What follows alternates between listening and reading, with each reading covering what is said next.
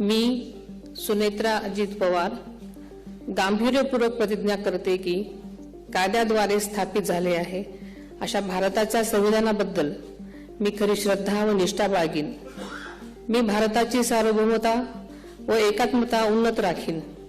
मी महाराष्ट्र राज्याची उपमुख्यमंत्री म्हणून माझी कामे निष्ठापूर्वक व ससद्विवेक बुद्धीने पार पाडेन आणि संविधान व कायदा यानुसार सर्व तऱ्हेच्या लोकांना मी गांभीर्यपणे व निपक्षपातीपणे तसेच कोणाच्याही विषयी ममत्वभाव किंवा आकस न बाळगता न्याय वागणूक देईन।